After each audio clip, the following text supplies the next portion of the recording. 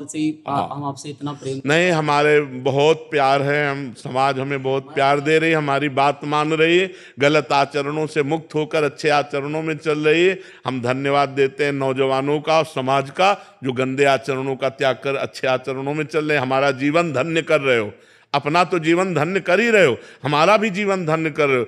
आज आप लोग अच्छे आचरण कर रहे हो तो ये हमारी साधुता का फल हुआ, ये हमारे जीवन का फल हुआ कि हम अपने देश के लिए, हम अपनी समाज के लिए कुछ कर पाए। नहीं तो हम अकेले भजन करके मर जाते, मुक्त हो जाते, कौन जानता। ऐसे हजारों लाखों भाई गंदे आचरणों का त्याग कर अच्छे आचरणों पर चल रहे हैं, तो हमें भी शीतलता प्राप्त होती है कि भगवान ने इस योग्य बनाया कि हम समाज के काम आए। समाज वचन से ही सही, पर हम काम में तो आए, हमारी समाज का सुधार हो रहा है, हमारे देश में नौजवान लोग अच्छे आचरणों की तरफ चल रहे हैं। ये हम अपने जीवन को धन्य मानते हैं आपके कारण। आपके कारण अगर आप सुधर रहे हो तो हम अपने को धन्य मानते हैं कि हमारी साधुता, हमारा भगवान के मार्ग में आना सार्थक हुआ कि समाज के हम काम आए।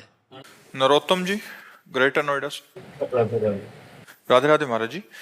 महाराज जी, पिता और पुत्र के बीच परस्पर सम्मान, आदर और मित्रवत व्यवहार स्थापित करने के लिए किस प्रकार के आचरण और प्रयास किए जाने चाहिए जिससे एक व्यक्ति उत्तम सामाजिक नागरिक बन सके? सबसे पहली बात, पिता में भगवत भावना करनी चाहिए।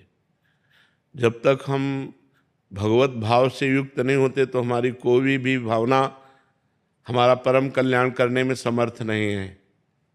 जब हम अपने पिता को भगवान का आदर पद देते हैं कि मातृदेवो भव पितृदेवो भव, हमारे माता पिता हमारे लिए साक्षात भगवान हैं, तो माता पिता के चरणों का स्पर्श, माता पिता की आज्ञा का पालन हमारे हृदय में शुद्ध ज्ञान प्रकट करता है और भगवान को प्रसन्न करता है। पुंडरीक जी नाम के एक पुत्र थे जिन्होंने अपने माता पिता की आराधना की, तो विट्ठल भगवान आज भी ऐसे खड़े हैं, उन्हीं के द्वारा प्रकट किए हुए।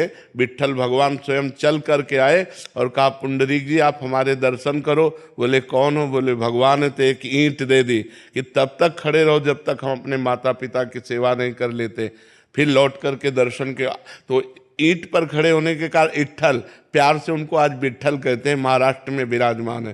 तो यदि हम माता पिता को भगवान की भावना से उनकी आज्ञा का पालन करते हुए, तो हमारे अंदर वो बुद्धि बढ़ेगी जो समाज प्रिय होगी, हमारे अंदर वो ज्ञान बढ़ेगा जो भगवत प्रिय होगा। सबसे पहले हमें भगवत भावना, क्योंकि भगवत भावना के बिना हम सेवा पूर्ण नहीं कर सकते। जैसे आप अपने माता पिता की सेवा कर रहे हैं और फिर कोई रिश्तेदार आया या मित्र आया और वो तुम्हारी निंदा करने लगे, तुम कर रहे हो सेवा,